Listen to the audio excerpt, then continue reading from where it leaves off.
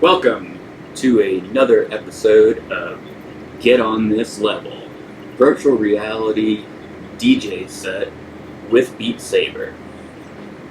Today, I have no plans for what I'm going to be playing, what avatars I'm going to be jumping into. We're just going to pull up the library, go through all the different modifications, and see what happens. So, enjoy the ride.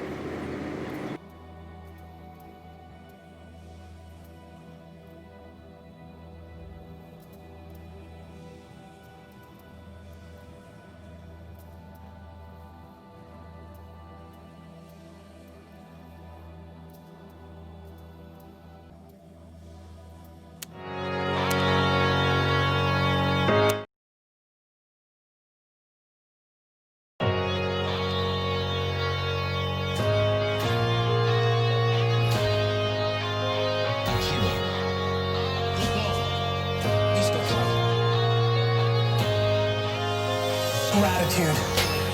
On that 400 trillion and one thing, I'm grateful. Straight up, like I don't know what to say. Like you might have not been born, right? Like your dad could have been late to the apartment that day. On some real shit. Like I don't think people contextualize perspective. Like what? Like you're alive. Like you're alive. You could have been a tree. You could have like right? Like this is cool. Like life is good. Life is good. Like, it's cool to have one. It's cool to have one. Life is good. Life is good. Like, it's cool to have one. That's the one. One of the biggest things for me is being the bigger person. I hate conflict. Ironically, like, I'm a tough guy when I feel like nobody else can talk, but in real life, I like happiness and vibes and, like, I've eaten shit my whole life. Kids stole hundreds of thousands of dollars from me in the liquor store. Like I found a way for him not to go to jail for a long time. Like, you know, like just being the bigger person has been a core principle of mine. Not valuing money over family and like happiness has been huge. Fuck money. Like really. Fuck money. You cannot care about money more when you don't care about what people think about your money. You know? Life is good. Life is good. Like it's cool to have one. It's cool to have one. Life is good. Life is good. Like it's cool to have one. That's the one. Patience. Holy shit, I'm gonna live 4 more full lives. And no matter how crazy what I think about right now is, and like what I want to accomplish on or off the field, I got 4 fucking lives to do it. You guys know Grey Goose? The guy who invented that as an entrepreneur invented it at 78. 78 years old. You know? That's life. Like, you could do everything wrong. Have every dream you've ever had fucked up. Blame it on other people. The girl fucked it up. That injury fucked it up. The coach fucked it up. Blame everybody. Have everything go wrong. Be 57 years old and still have fucking 40 years to make it right. It's crazy, honestly. Like, if there was some crazy new drug that I could, like, inject in you that gave you perspective of time, that's the drug I would give you. Straight up. Life is good. Life is good. Like it's cool to have one. It's cool to have one. Life is good. This is cool. Life is good. Like it's cool to have one. That's the one. Life is good. Life is good. Like it's cool to have one. It's cool to have one. Life is good. Life is good. This is cool. Like it's cool to have one. That's the one. It makes you optimistic. People are sitting here dwelling already. Dwelling already. Fuck, I shouldn't have come to Rutgers. Fucking knew it. Of course there's people thinking that. Like, that's just real life. Dwelling already, haven't even fucking started. Man, that's what I want to change.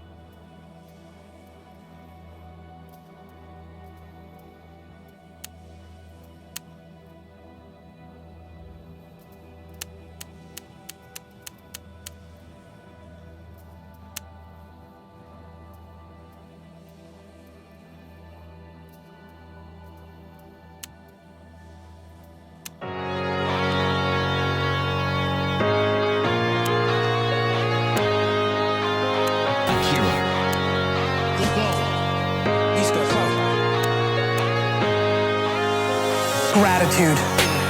On that 400 trillion to one thing, I'm grateful. Straight up, like I don't know what to say. Like you might have not been born, right? Like your dad could have been late to the apartment that day.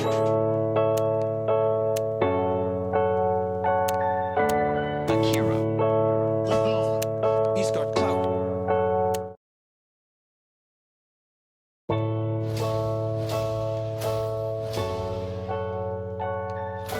Akira The Don. He's got clout. Every social animal, and even many animals who aren't social, are embedded in a dominance hierarchy. Okay, let's go. The dominance hierarchy has a structure, but we couldn't call it a dominance hierarchy. Dominance hierarchy A, B, C, thousands of them across thousands of years. What's central to all of them? That's the pyramid of value. What question do you need answered about the pyramid of value? What's at the top? Because that's the ideal. That's the eye at the top of the pyramid. The golden Buddha in the lotus. It's the same thing. The same thing as the crucifix. And that has to do with something like the voluntary acceptance and therefore transcendence of suffering. Transcendence of suffering. Transcendence of suffering. Transcendence of suffering. Transcendence of suffering. Transcendence of suffering. The voluntary acceptance and therefore transcendence of suffering. These are not arbitrary ideas. They're deeply rooted in biology and culture. They're as deeply rooted in biology as the dominance hierarchy is rooted in biology. And we already know the answer to that. The dominance hierarchy has been around for 350 million years. It's a long time. You don't get to just brush that off and say, well, morality is some sort of second order cognitive problem. It's like, no, it's not. You have a counter at the bottom of your brain that keeps track of where you are in terms of your status, and it bloody well regulates the sensitivity of your emotions. So if you're at the bottom of the hierarchy, barely clinging on to the world, everything overwhelms you, and that's because you're damn near dead. And so everything should overwhelm you. You've got no extra resources. You're sunk. And if you're nearer the top, then your serotonin levels go up. You're less sensitive to negative emotion. You're less impulsive. You live longer. Everything works in your favor. Your immune system functions better, and you're oriented at least to some degree towards the medium and long-term future. And you can afford that because all hell isn't breaking loose around you all the time. And so then the question is there a way of being that increases the probability that you're going to move up dominance hierarchies? Well, that doesn't seem to be a particularly provocative proposition. The same thing as the crucifix. And that has to do with something like the voluntary acceptance and therefore transcendence of suffering. Transcendence of suffering. Transcendence of suffering. Transcendence of suffering. Transcendence of suffering. Transcendence of suffering. The voluntary acceptance and therefore transcendence of suffering. Okay, so back to Jung. See, Jung believed that once we had stopped populating the cosmos with gods, that they went inside. Think about it this way. Archaic person looks at the sky, uses his imagination to populate the sky. What's the sky? Well, it's the constellations. It's the domain of the gods. Well, why? Because the gods are what are out there beyond your understanding. Well, that's what you see when you look up at the sky. So you populate the night sky with figures of your imagination. So the gods are the things that you broadcast out of your imagination and see spread over the world. It's like the contents of your unconscious are manifesting themselves when you encounter the unknown. It's exactly what it is. How else could it be? You're projecting your fantasy onto what you don't understand. That's how you start to cope with what you don't understand. You populate the unknown with deity. Where did they come from? They came from your imagination. Well, what happens when you take them out of the world? Do they disappear? No, they just go back into your imagination. That's the same motif as rescuing your dead father from the belly of the whale. Belly of the whale. Belly of the whale. Rescuing your dead father from the belly of the whale.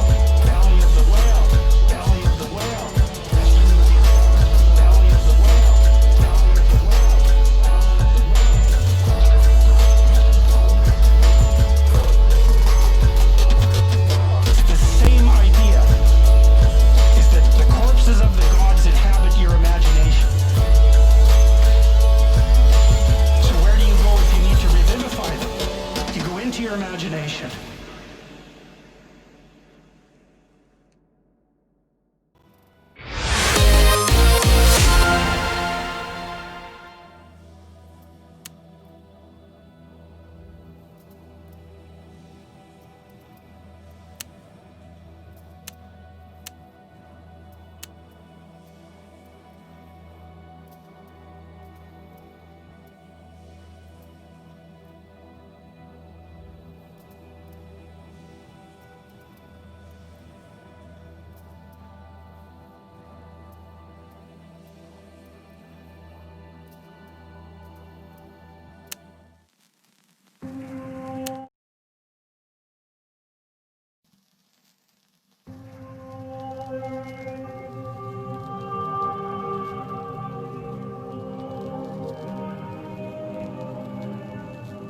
Akira.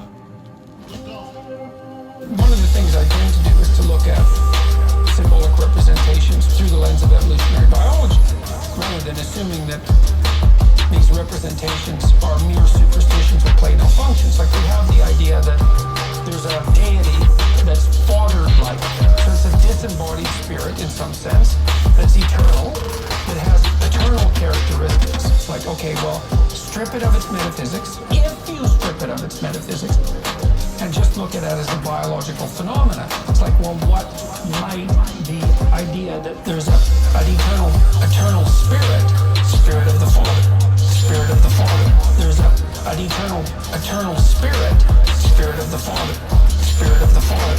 There's an eternal spirit of the Father, spirit of the Father. There's an eternal spirit of the Father, spirit of the Father.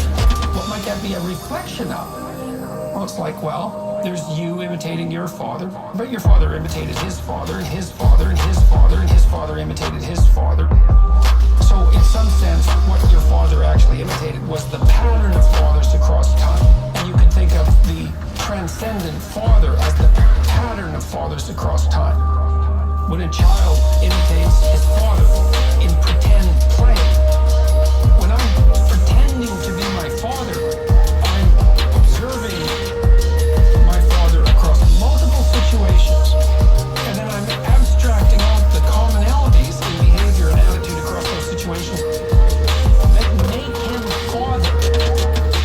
And then I incorporate that and dramatize it in my pretend play. It's unbelievably sophisticated. And so it's what the child is doing in pretend play is coming to embody the disembodied spirit of the Father. There's an eternal spirit of the Father, spirit of the Father. There's an eternal spirit of the Father, spirit of the Father. There's an eternal spirit of the Father, spirit of the Father. There's an eternal spirit of the Father, spirit of the Father. And so you think, well, that is a disembodied spirit. It's a disembodied spirit that's incarnated in the collective of fathers across time. And what is that?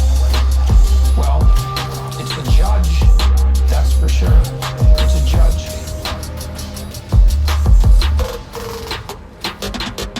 Even when you interact with the hierarchy of men who are currently alive, something can be abstracted out of that. It's like the patriarchal spirit. And if you don't think that's judging you, you are not thinking. It's absolutely judging you. That's what rank orders you in a hierarchy. There's an eternal spirit of the Father, spirit of the Father. There's an eternal spirit of the Father, spirit of the Father. There's an eternal spirit of the Father, spirit of the Father. There's an eternal spirit of the Father, spirit of the Father.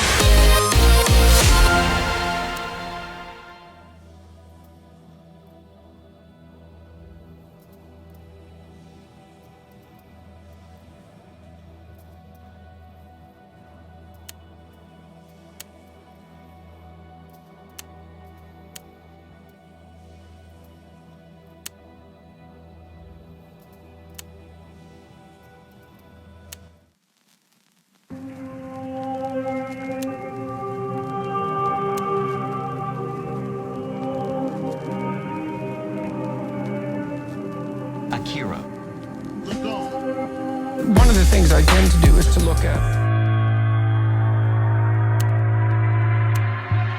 the foundation of learning.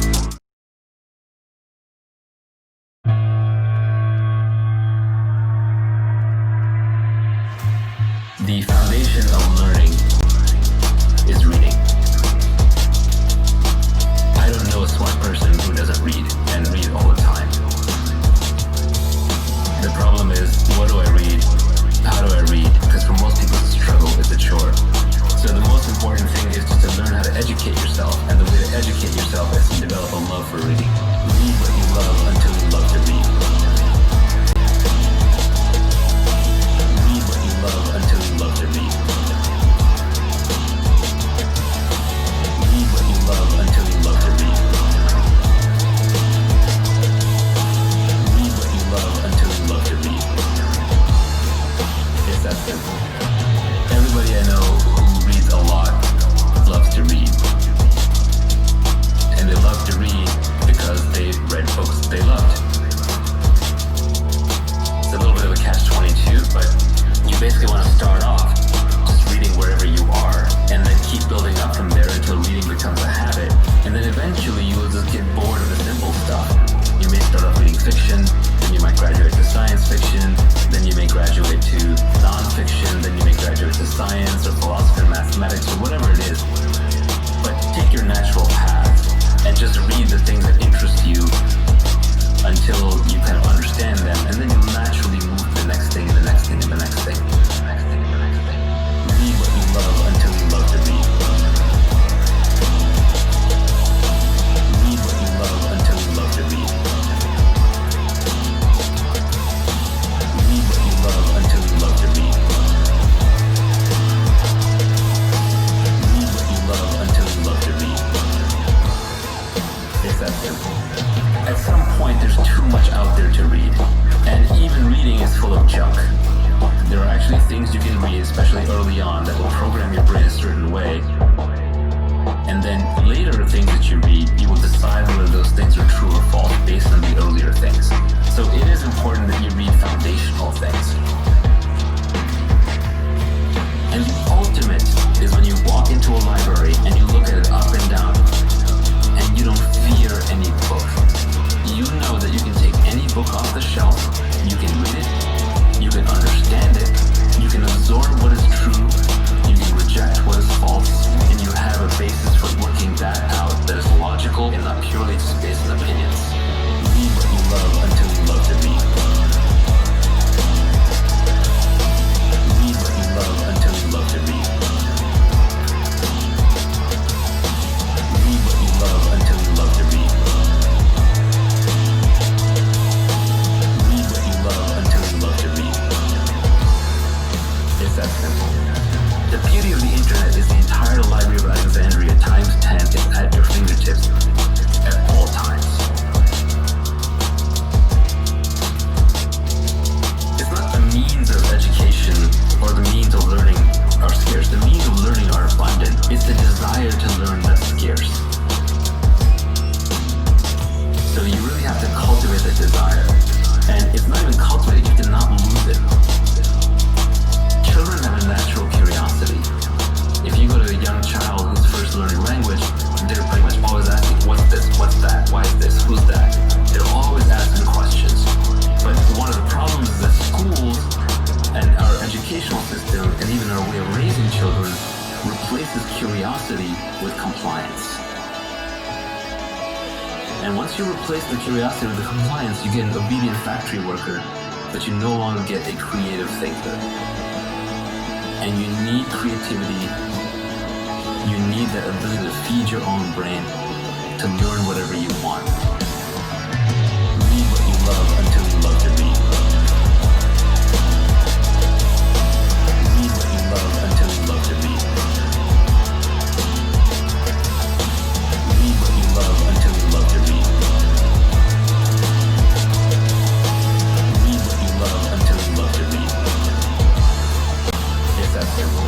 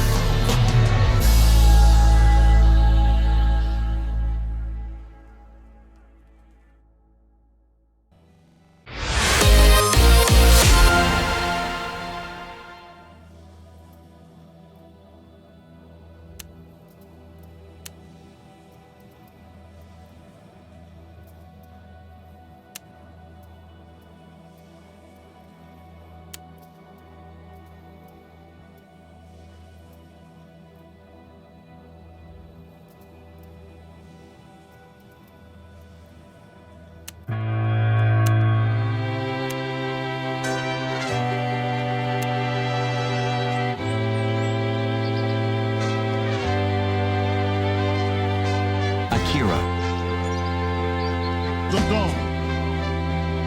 He's got clout.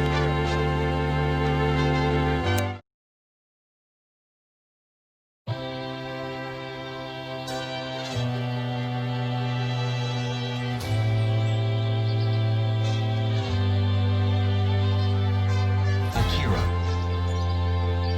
The Don. He's got clout.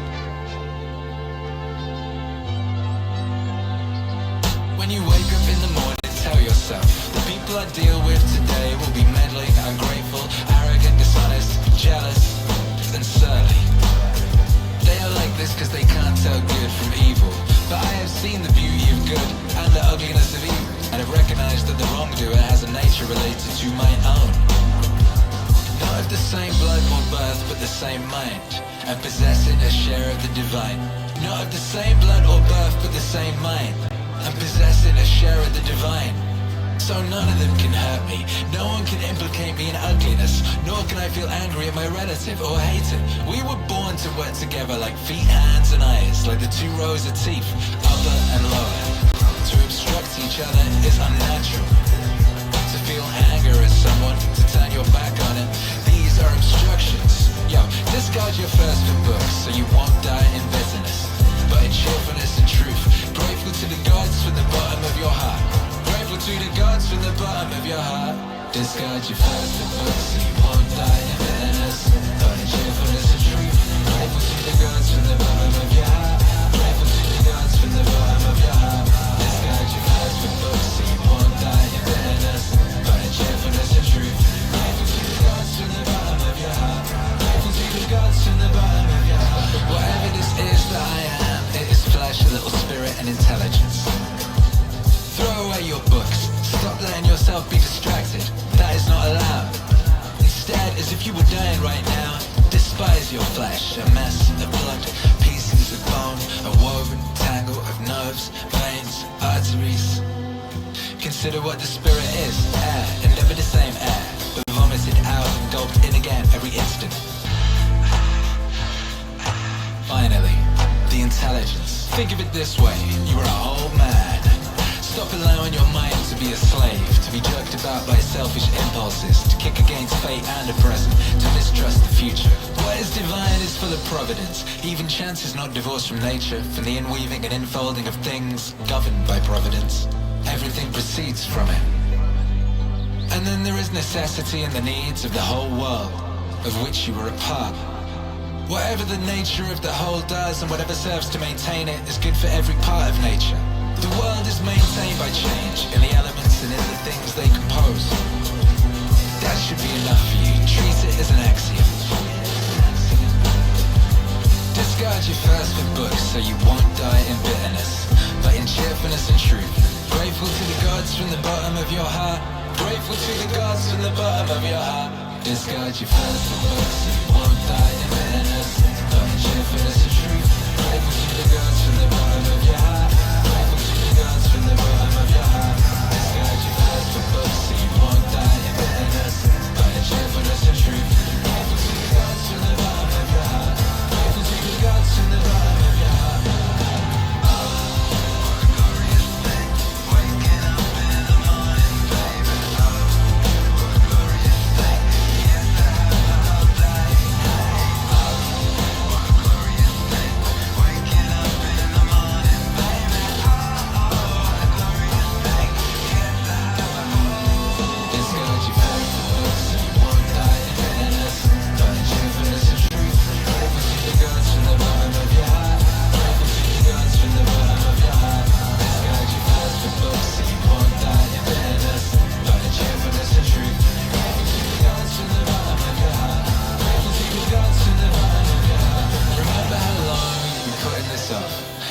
Extensions the gods gave you, and you didn't use them. At some point, you have to recognize what world it is that you belong to, what power rules it, and from what source you spring. That there's a limit to the time assigned to you, and if you don't use it to free yourself, it will be gone and will never return.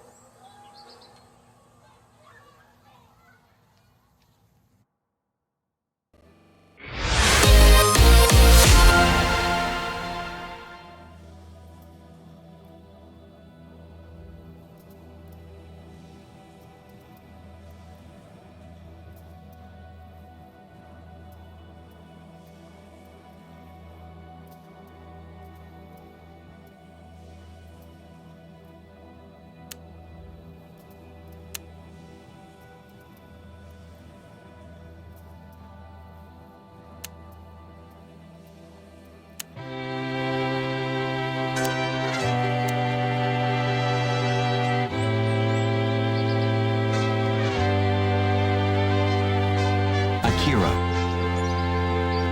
The Don. He's got clout. When you wake up in the morning, tell yourself.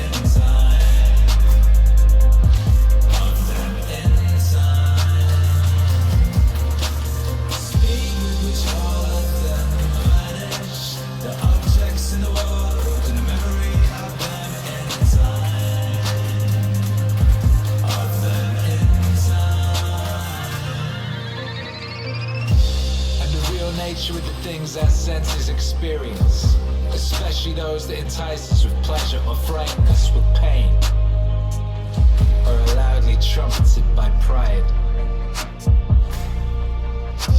To understand those things, how stupid, contemptible, grimy, decaying, dead they are. That's what our intellectual powers are for. Hey. Speak with the jaw of them vanish. The objects in the world and the memory of them in time. Of them in time. Speak with the jaw of them vanish. The objects in the world and the memory of them in time. Of them in time. Understand what those people really amount to, whose opinions and voices constitute fame, and what dying is. And if you look at it in the abstract and break down your imaginary ideas of it by logical analysis, you realize that it's nothing but a process of nature, which only children can be scared of. And not just a process of nature, but a necessary one. Speed of the jaw of them vanish. The objects in the world and the memory of them in time. Of them in time. Speed of the jaw of them vanish. The objects in the world and the memory of them in time. Of them in time.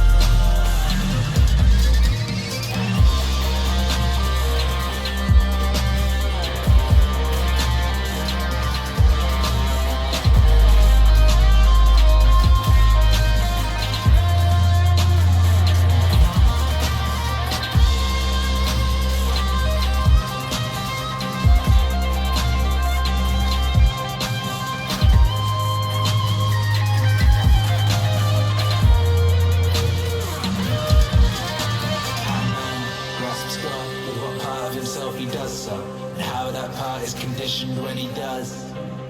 How man grasps God with what part of himself he does so, and how that part is conditioned when he does. How man grasps God with what part of himself he does so, and how that part is conditioned when he does. How man grasps God with what part of himself he does so, and how that part is conditioned when he does.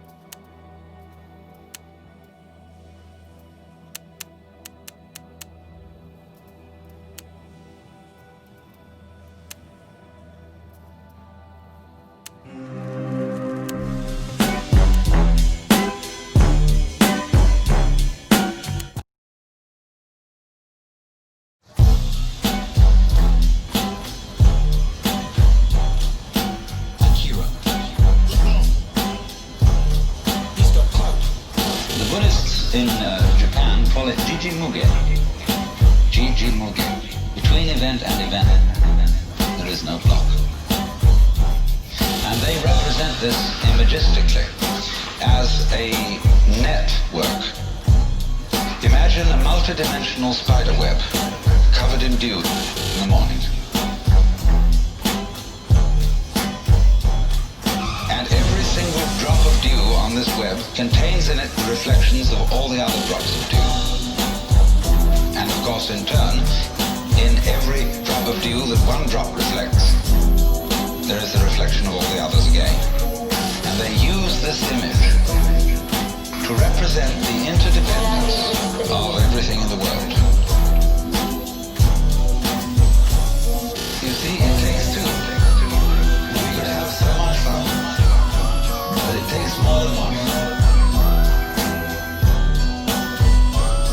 You see, it takes two. We could have so much fun, but it takes more than one. You see, in other words, if we give this dewdrop image, if we put it into a linguistic analogy, we would say this: words have meaning only in context. The meaning of any word depends upon the sentence, or upon the paragraph in which it's found. So that if I say, this tree has no bark, that's one thing. And if I say, this dog has no bark, that's another thing. So you see always that the meaning of the word is in relation to the context. Now, in exactly the same way, the meaning as well as the existence of an individual person, an organism, is in relation to the context. You are what you are. Sitting here at this moment, in your particular kind of clothes, and with the particular colors of your faces, and your particular personalities, your family involvements, your business involvement, your neuroses, and your everything. You are that precisely in relation to an extremely complex environment. You see, it takes two. We could have so much fun, but it takes more than one. You see, it takes two. We could have so much fun, but it takes more than one. You see, if a given star that we observe didn't exist, you would be different from what you are now. I don't say you wouldn't exist, but you would exist differently. You might say the connection is very faint, is something that you don't ordinarily have to think about. It's not important. But basically it is important.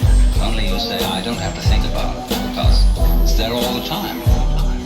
See, for example, the floor is underneath you all the time. Some sort of floor, some sort of earth. And you really don't have to think about it. It's just always there, it's always around. If you become insensitive, you stop thinking about it. But there it is. And so in the same way, our subtle interdependence with, mind you, it's not just our plain existence, it's the kind of existence we have is dependent upon all these things. Also our plain existence, but that gets way down. The fundamental thing is existence is relationship. In other words, if my finger up here is all alone and the wind doesn't move and nothing touches it, it stops knowing that it's there. But if something comes along and does immediately, it's aware that it's there. So,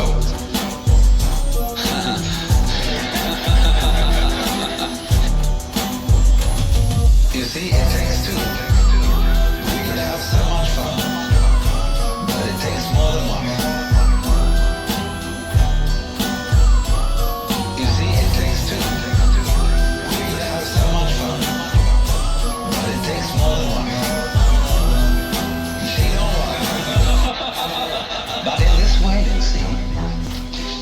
what we call duality.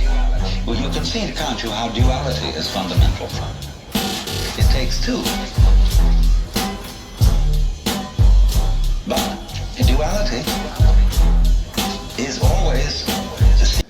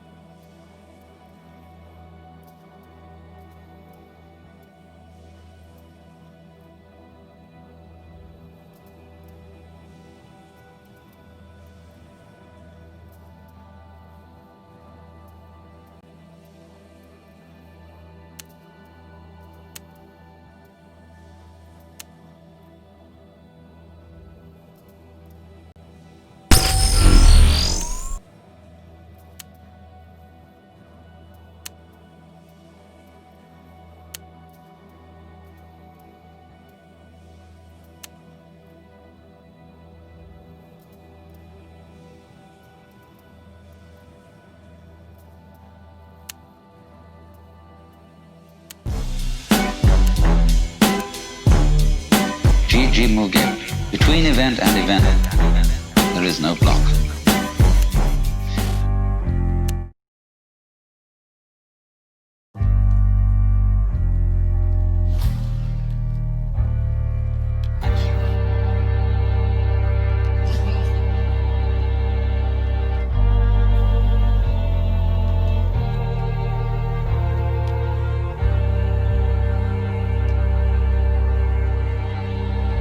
But by this means of effortless effort, the individual changes his policy. And a good example of this method of changing is in the selection of an adequate vocal coach if you intend to take singing lessons. In the, shall we say, robusto style, the principal problem was to open your mouth and bellow. And nearly all, or many, of the older singers were quite content and happy if they could rattle the chandeliers in the back of the opera house. Then it was gradually discovered that this was the best way to ruin a voice that there was. These voices were damaged, and damaged terribly.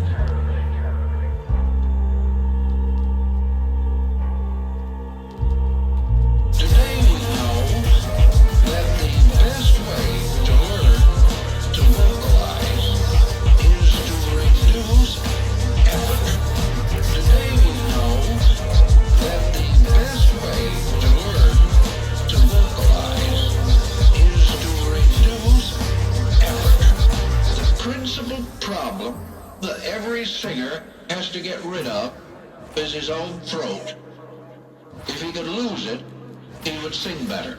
Get his mind off of the noise he is making. Relax. And allow the breath to move as it will. And if he controls the breath with a minimum of mental energy, he will produce a pure tone.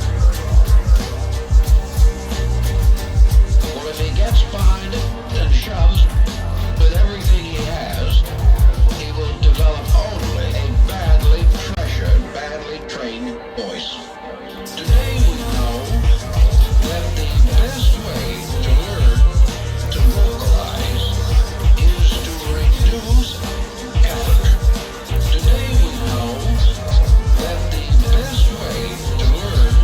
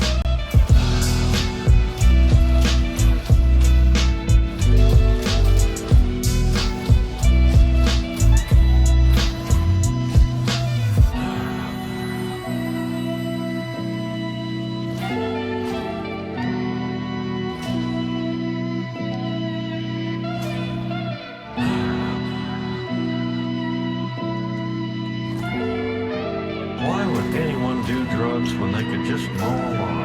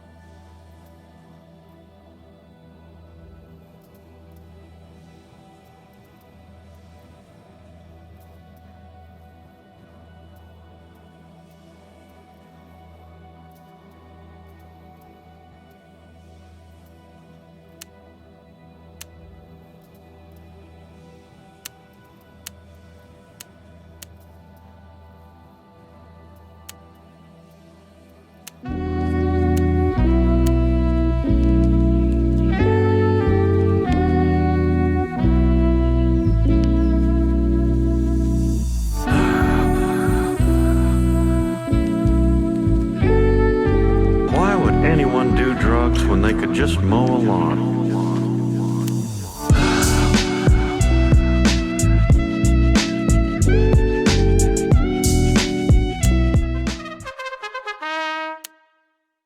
I was just thinking that Jocko's kind of...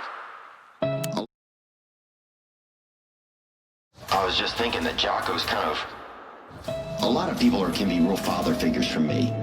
I have such a desperation for that energy and that connection in my life that I will latch on to people or put them in a place where, oh, I gotta tell you this. So, I saw my dad in a dream when I was in Hawaii, or in Maui. Sorry, when I was in Maui. And it was really crazy because I hadn't seen him in 20 years. Vision, you know, and I had an adult vision, and I saw him, you know, and I saw him, and it was crazy. We were at it was kind of confusing. It was a dream, you know, and Robert De Niro was there, and Matthew McConaughey was there, and we were in Maui.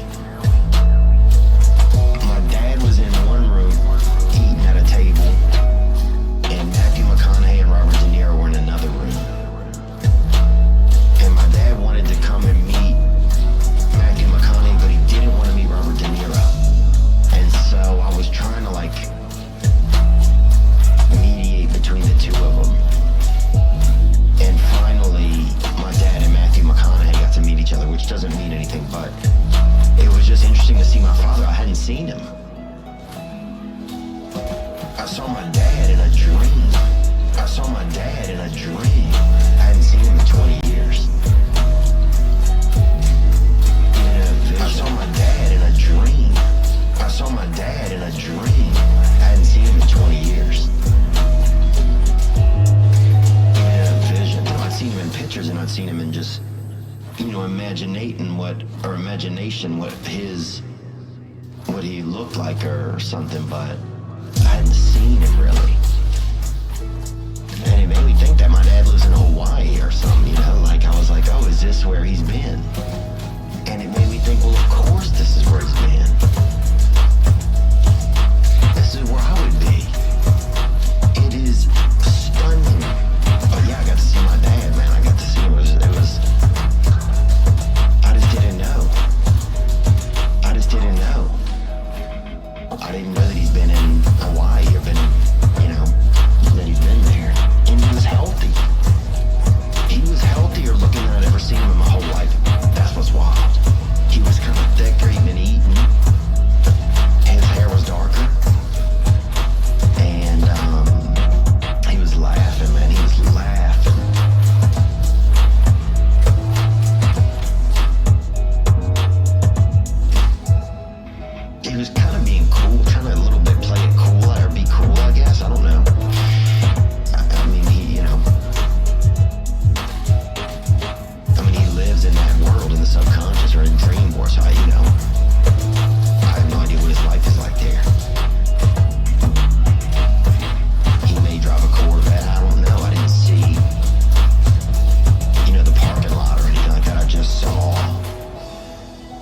him. I saw my dad in a dream.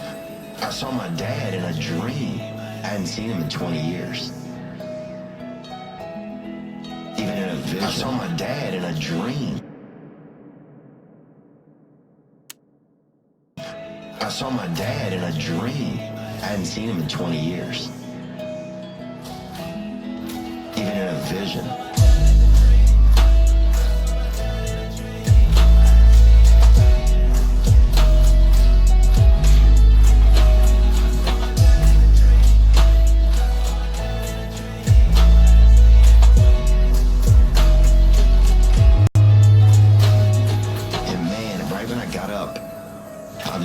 Kick where I've just been trying to stay more motivated and like when it's time to get up, it's time to get up. And I need to do things and I want to have more experiences in my life. You know, recently I've just been realizing like I do a lot of stuff, but it's a lot of the same things. And I'm not really having a lot of like new experiences. And so I want to have a little bit more of that.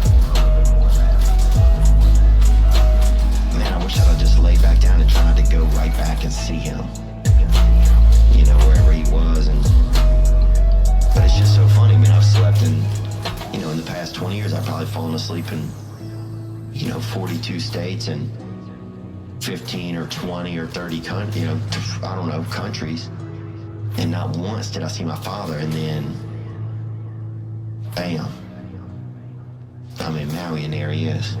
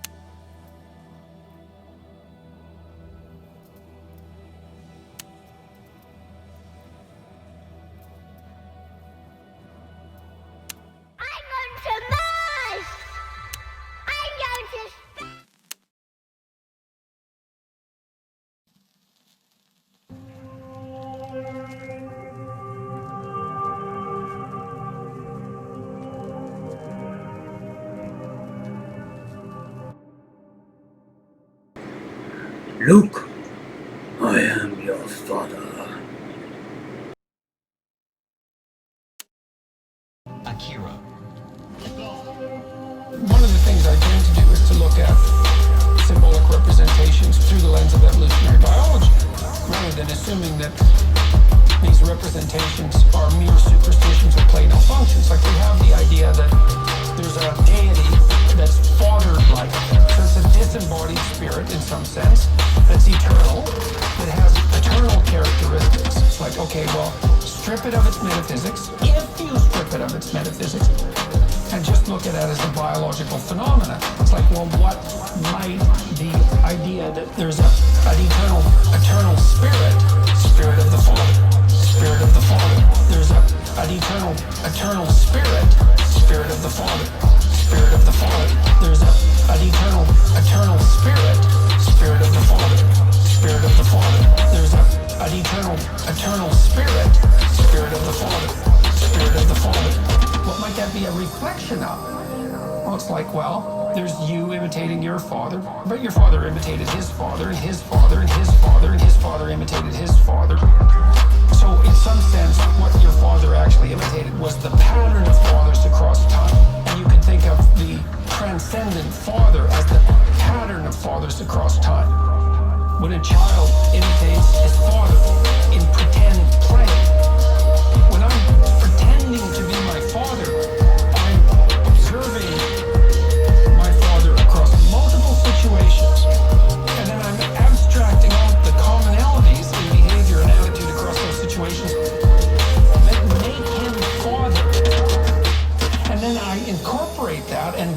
dramatize it in my pretend play. It's unbelievably sophisticated. And so it's what the child is doing in pretend play is coming to embody the disembodied spirit of the Father. There's an eternal spirit, spirit of the Father, spirit of the Father. There's an eternal spirit, spirit of the Father, spirit of the Father. There's an eternal spirit, spirit of the Father, spirit of the Father. There's an eternal spirit, spirit of the Father, spirit of the Father. And so you think, well, that is a disembodied spirit. It's a disembodied spirit that's incarnated in the collective of fathers across time. And what is that? Well, it's a judge, that's for sure. It's a judge.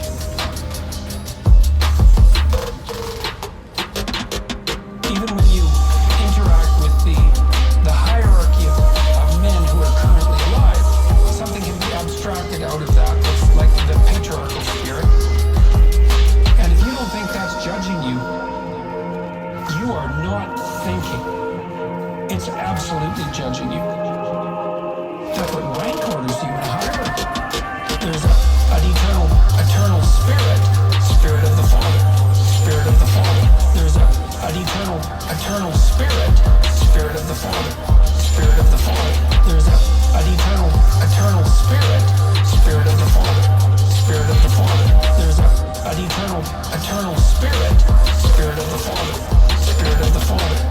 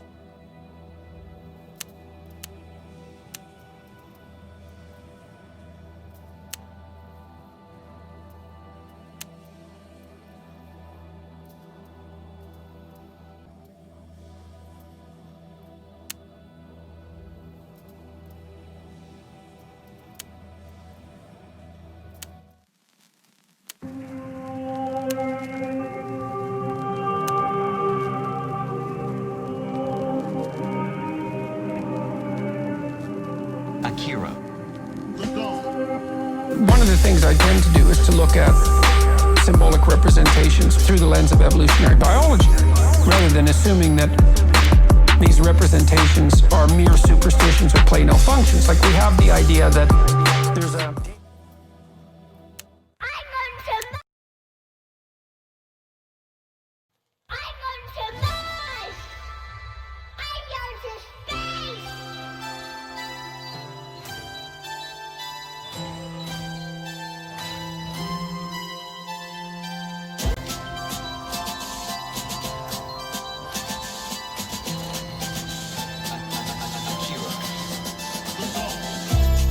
I see that story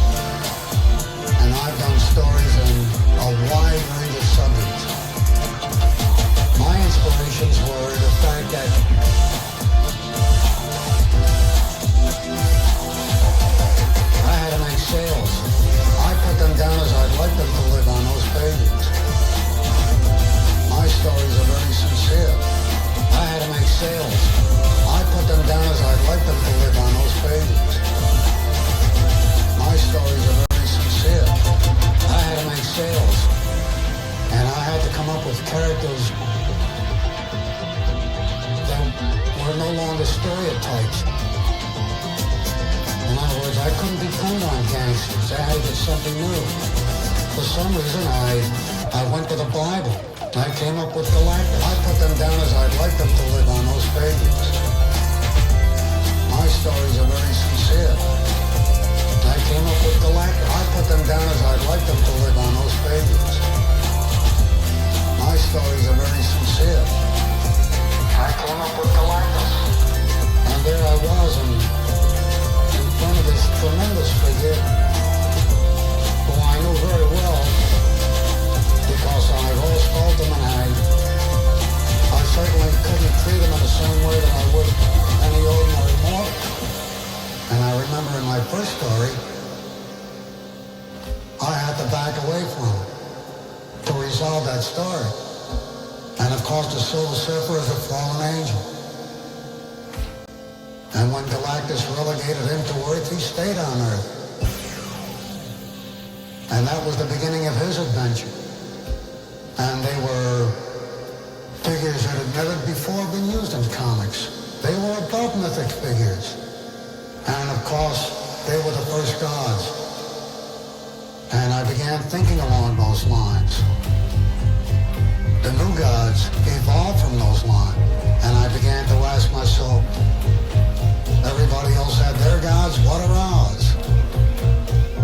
What is the shape of our society in the form of myth and legend? Who are our gods? Who are our evil gods? And who are our good ones? And I tried to resolve them in the new gods. And I came up with some very, very interesting characters and very good sales, which satisfied me immensely. I put them down as I'd like them to live on those pages. My stories are very sincere. I had to make sales. I put them down as I'd like them to live on those pages. My stories are very sincere. This was a good and decent and honest way to make money. Doing the things I like best.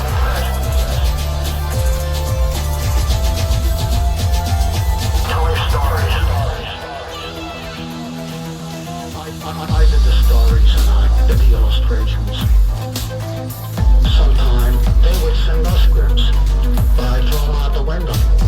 I happen to be a guy who does what he wants, lives the way he wants to. I love people in general, even the villains in my comics. To me, of people, there is something in their lives that makes them become a problem to others. That's how I saw everyone. Whatever I put in my comics, I hopefully feel that this love that people may have been transmitted to them and help them. Not help them in any way, I'm not a psychiatrist, but just giving them another friend. My characters never die. It's my own you till humanity itself. We never really die. You live on in your son or you live on in somebody else. I don't know the answer, but somehow I feel that our lives are endless.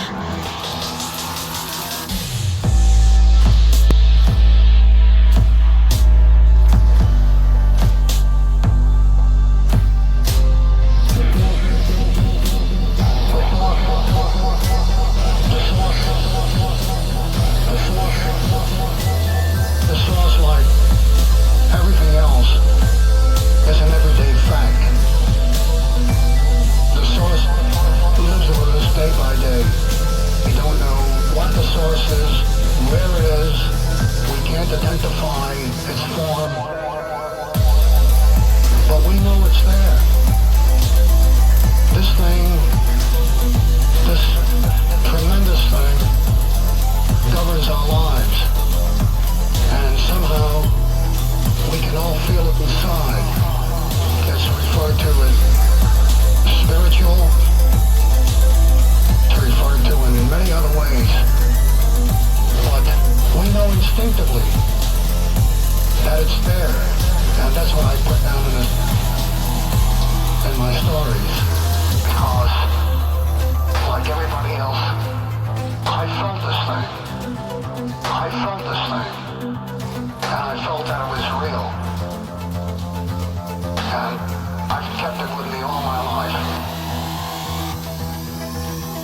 Now, I didn't resolve the questions. I'm a guy who lives with a lot of questions. I say, what's out there? And I try to resolve that. And I never can. I don't think anybody can. Who's got the answers? I sure would like to hear the ultimate one. But I haven't yet. And so I live with a lot of questions. And I find that entertaining.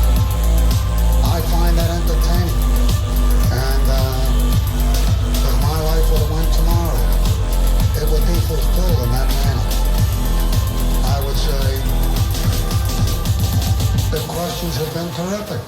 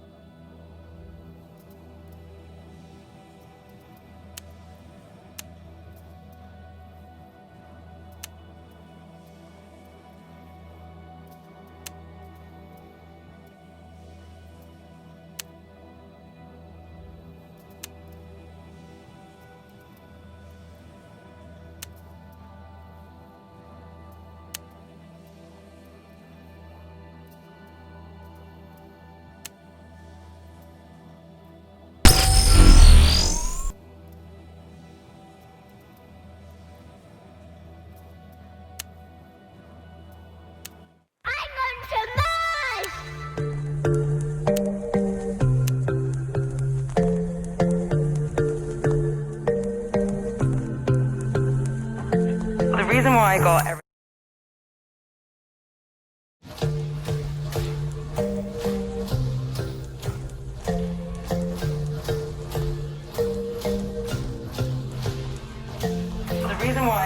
everything's a scam in a neon sign in my apartment is because I think that's the most optimistic message you can think of every day. So I wanted to remind myself of that every morning when I woke up. And the reason why I think it's optimistic is that you see all these different problems, right? All these things in the world, and you're like, well, I don't understand that thing. Like, I don't understand. In my case, you know, longevity research and science and hardware. I don't understand any of these things in a deeply technical way. I want to affect them. A lot of the reasons why people don't go into different fields is they think, well, there's this kind of expert status around this field, which means I can't ever infiltrate it. And the thing that I want to remember every day is that expertise is a scam. Expertise is a scam. It's like a power hierarchy that's been created within an industry to prevent other people from being able to go and get into it. Everything's a scam. Everything's a scam. Everything's a scam. Everything's a scam. Academia is a scam, venture capital is a scam, everything's a fucking scam, right? But if you realize that, then you can do anything. Why I think remembering everything is a scam is important is that it boosts your self-efficacy to remind yourself that if everything's a scam, then if you have high integrity and you want to go solve a problem, it's probably the case that it'll take you pretty far. Take you pretty far. Take you pretty far. Like more far than trying to play a traditional game, which is a scam. So, to me, everything is a scam is not a negative thing. It's a reminder to just play the game. Any game you want to play, just go play it. It's just a fucking game. Any game you want to play, just go play it. It's just a fucking game. Everything's a scam. Everything's a scam. Everything's a scam. Everything's a scam. Academia is a scam, venture capital is a scam, everything's a fucking scam, right? But if you realize that, then you can do anything. Any game you want to play, just go play it. Any game you want to play, just go play it. Any game you want to play, just go play it. It's just a fucking game. Any game you want to play, just go play it. Any game you want to play, just go play it. Any game you want to play, just go play it. It's just a fucking game. Everything's a scam. Everything's a scam. Everything's a scam. Everything's a scam. Academia is a scam. Venture capital is a scam. Everything's a fucking scam. Right?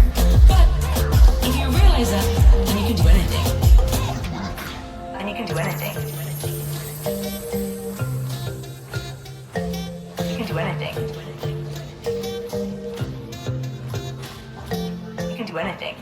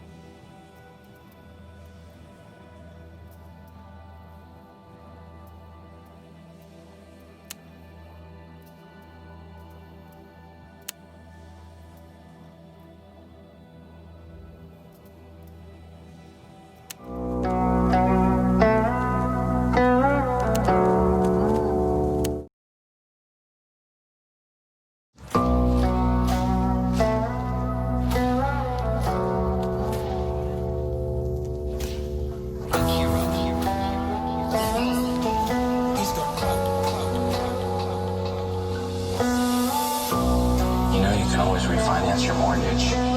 We had a 15-year on our beet farm, paid it off early. Yeah, well, you know what? Nobody cares about your stupid beet farm. Beets are the worst. People love beets. Who likes beets?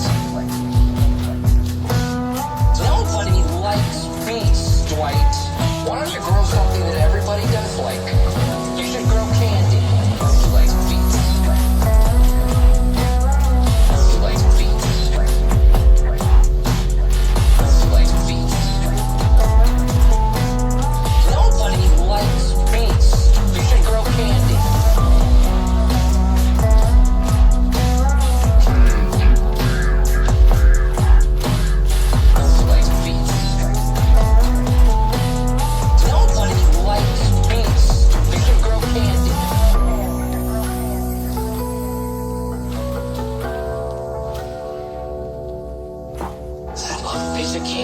now.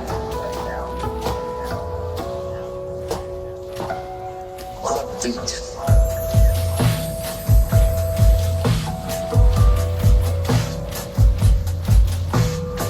Piece of candy right now. Love beat. Who likes beat? Who likes beat? Who likes beat? Nobody likes beats. You should grow candy.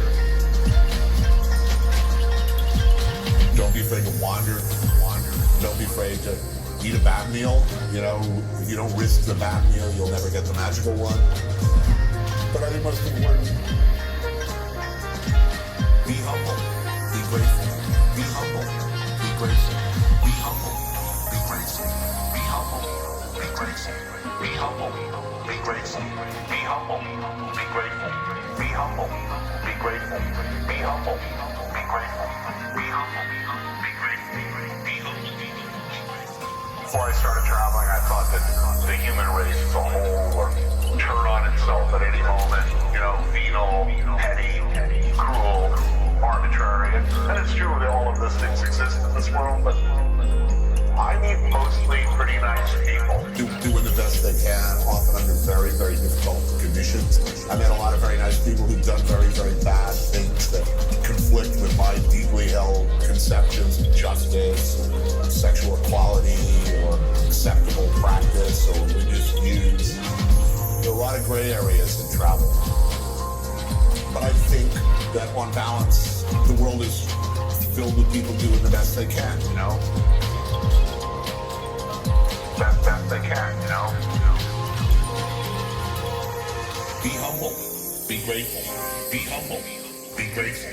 Be humble, be grateful. Be humble, be grateful. Be humble, be grateful. Be humble, be grateful. Be humble, be grateful. Be humble, be grateful. I've been fired many times in my cooking career. I was not a particularly good chef. I had a lot of problems at various points in my career with narcotics. You know, I accepted failure as a chef because I was at various times a bad chef. Maybe even a bad person.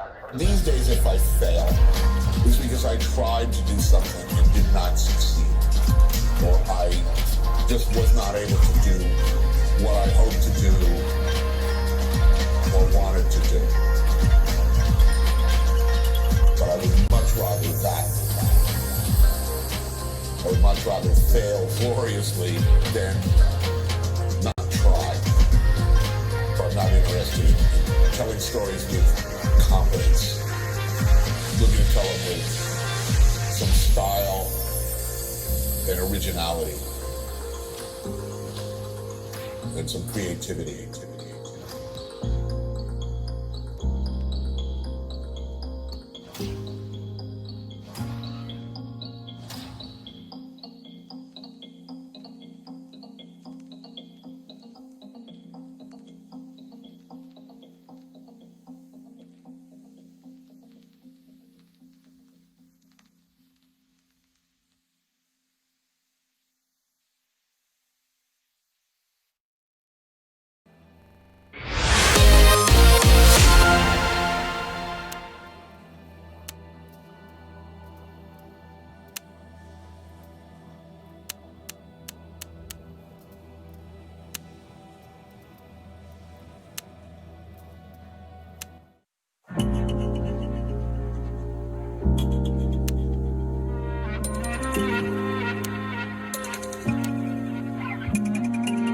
I've been free to do whatever I want. To make the shows I want, anywhere I want, with whom I want, in any style I want. So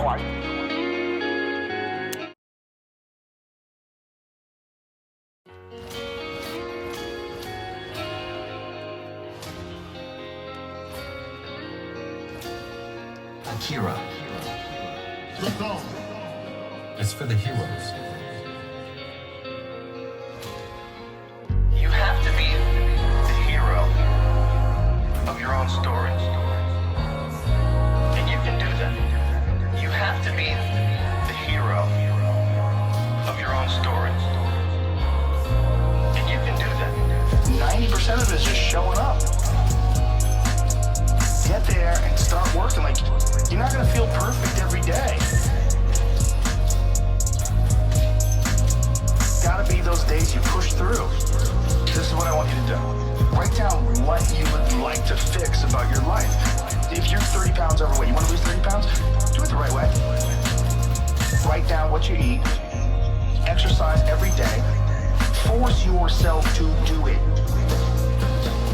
The brain is the general, the troops are the body, and you get up and you do it. And then you get to write it down.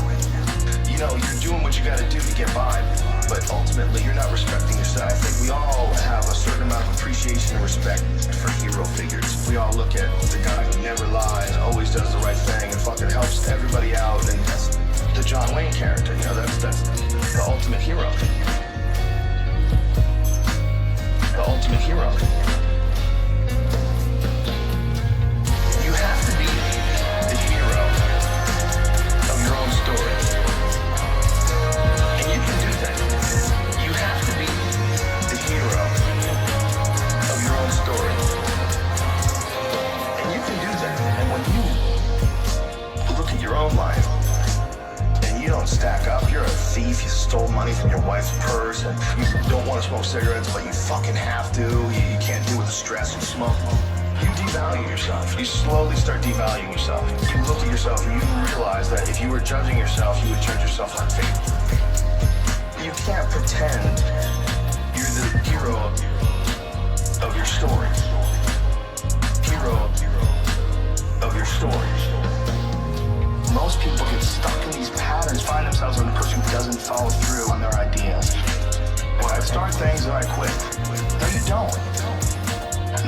have started things and you quit, and it gives you a horrible sense of regret that's made you define yourself by that. You're not who you were a year ago. You're not who you were 5 years ago. You're not who you were last week. So you gotta regulate how much you dwell on regrets of the past. You gotta be careful. You have to be the hero of your own story. And you can do that. You have to be the hero of your own story. You can be the hero of your own story that woke up today. You can be the hero of your own story that at 40 years of age stopped, got out of bed and said, I'm not doing this anymore. I'm not doing this anymore. And I'm gonna get myself in shape, and I'm gonna eat healthy. And I'm gonna do this. Because this is me now. This is me now. I decided this is me. And people have to realize that you are not your past. You are not all the times you fucked up. You're not all the times you're drunk. That's not you. That's not you. You are the person who's learned from a great deal of experience. This is a battle that you will fight for the rest of your life. But the key is to fight it, not to give in. Don't give in to that resistance. Fight that resistance. And in doing so, every day you do so, you have won the battle for that day. And you will continue to fight that battle. You have to be the hero of your own story. And you can do that. You have to be the hero of your own story. And you can do that. You have to be the hero of your own story. And you can do that. You have to be the hero of your own story. And you can do that.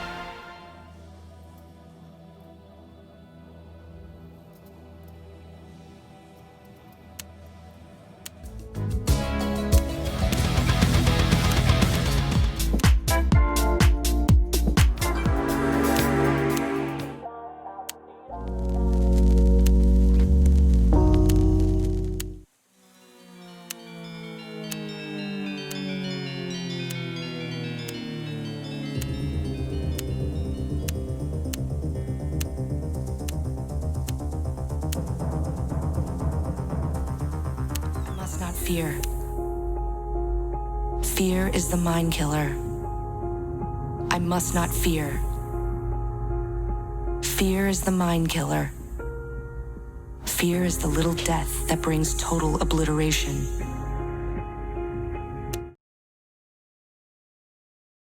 I must not fear. Fear is the mind killer. I must not fear. Fear is the mind killer. Fear is the little death that brings total obliteration. I will face my fear.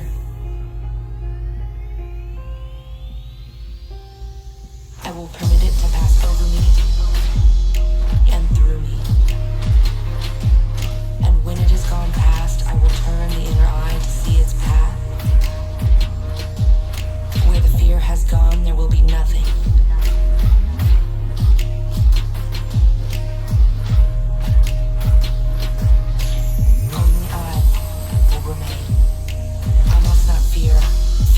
mind killer. Fear is the little death that brings total obliteration. I will face my fear. I will permit it to pass over me and through me.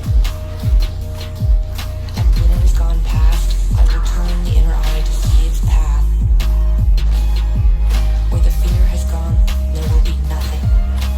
Only I will remain. What's in the box? What's in the box? What's in the box? Pain. Pain. What's in the box? What's in the box? What's in the box? Pain. Pain. What's in the box? What's in the box? What's in the box? Pain. Pain. What's in the box? What's in the box? What's in the box? Pain. Pain. You've heard of animals chewing off a leg to escape a trap? That's an animal kind of trick. A human would remain in the trap, endure the pain, feigning death that he might kill the trapper and remove a threat to his kind. Why are you doing this? Why are you doing this?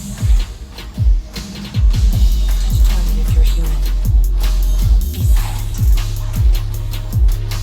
It burns. Silence. His world emptied of everything except the hand immersed in agony. He thought he could feel skin curling black on that agonized hand. The flesh crystal dropping away until only charred bones remained. What's in the box? What's in the box? What's in the box? Pain. Pain. What's in the box? What's in the box? What's in the box? Pain. Pain. What's in the box? What's in the box? What's in the box?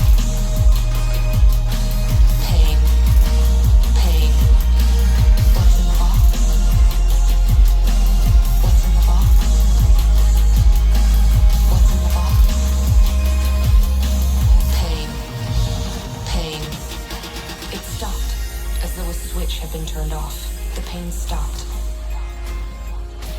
Enough. Take your hand from the box, young human, and look at it. Do it. He jerked his hand from the box, stared at it astonished. Not a mark. No sign of agony on the flesh. He held up the hand, turned it, flexed the fingers. Pain, she sniffed. A human can override any nerve in the body. Ever sift sand through a screen? We Bene Gesserit sift people to find the humans.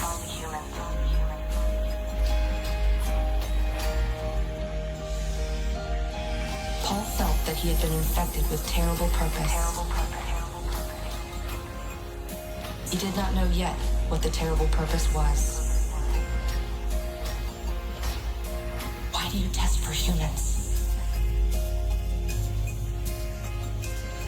To set you free.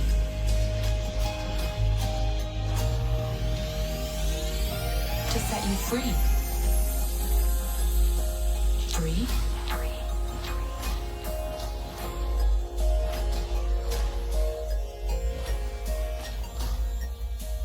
Once, men turned their thinking over to machines in the hopes that this would set them free. That only permitted other men with machines to enslave them.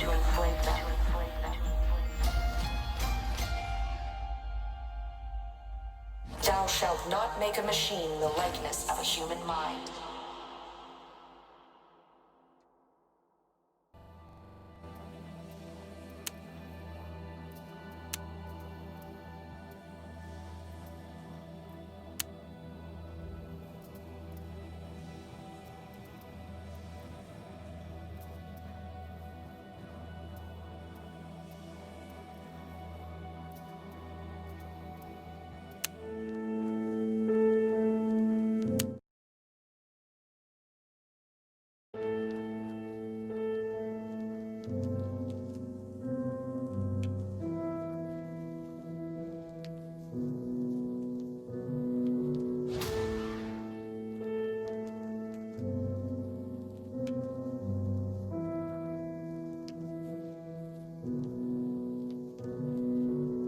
I didn't want to work with actors anymore.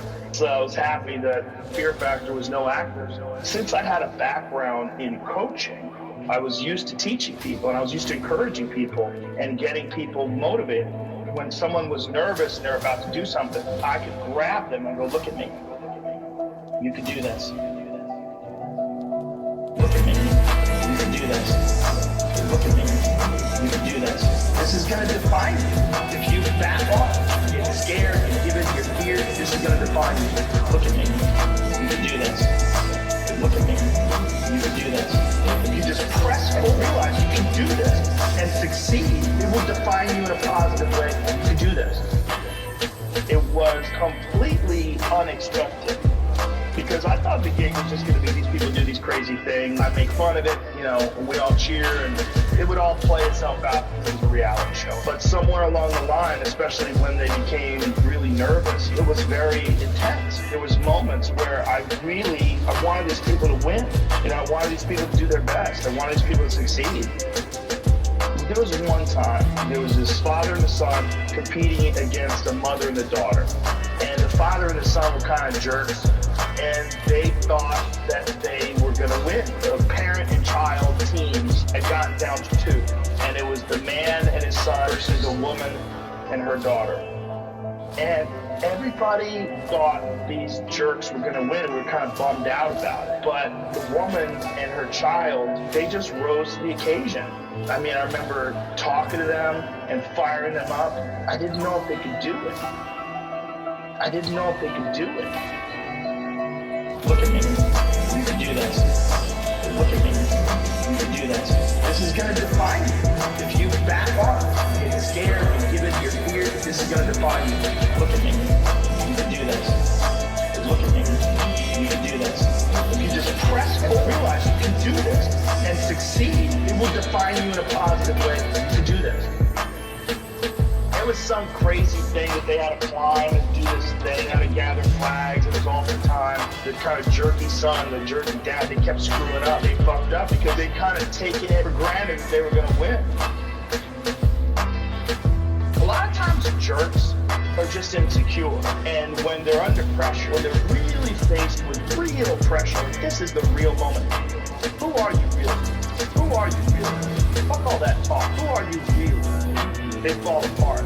The mother and the daughter won. You're talking about a hardened crew of people that watch people eat animal dicks, jump out of helicopters, season after season, episode after episode, everybody cried.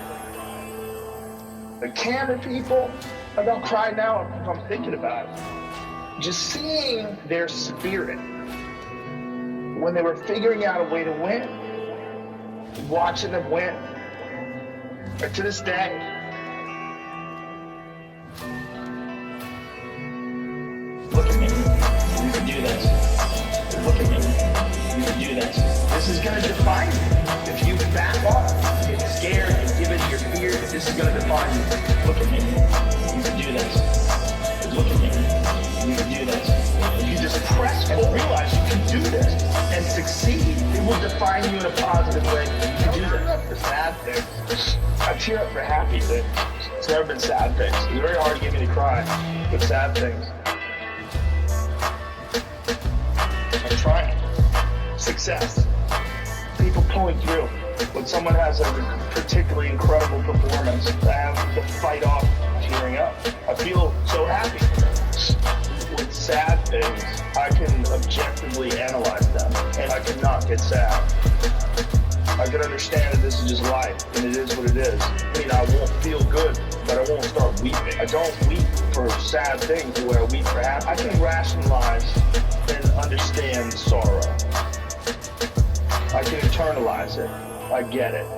I just get so happy for people sometimes when things go well. As a human being, you realize how hard it is to overcome competition or these difficult moments or these moments when you're tested.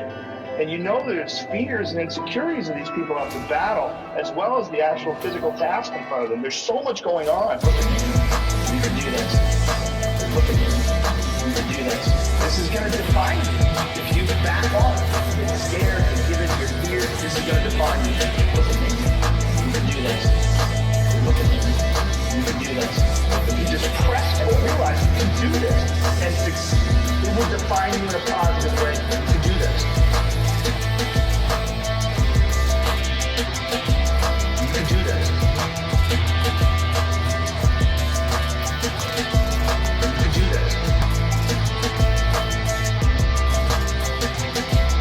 can do this.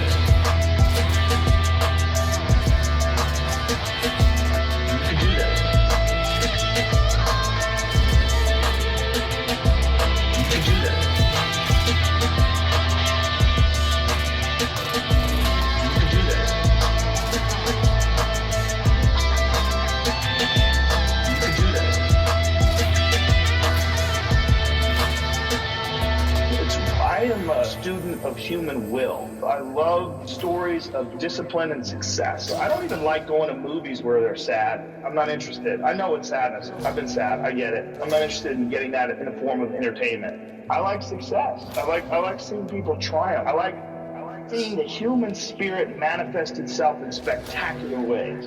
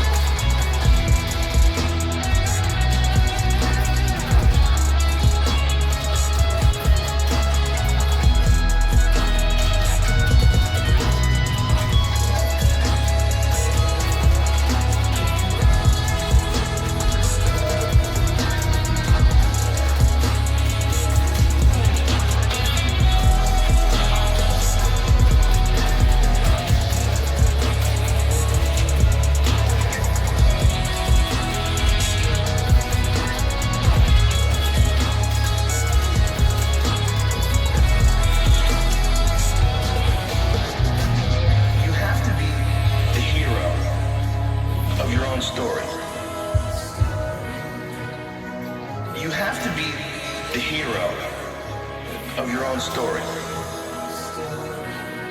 And you can do that.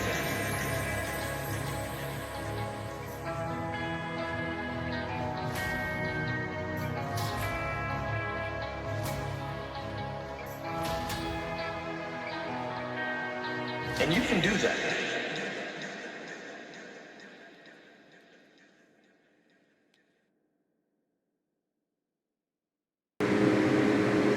Yes, you can. Go out, be the hero.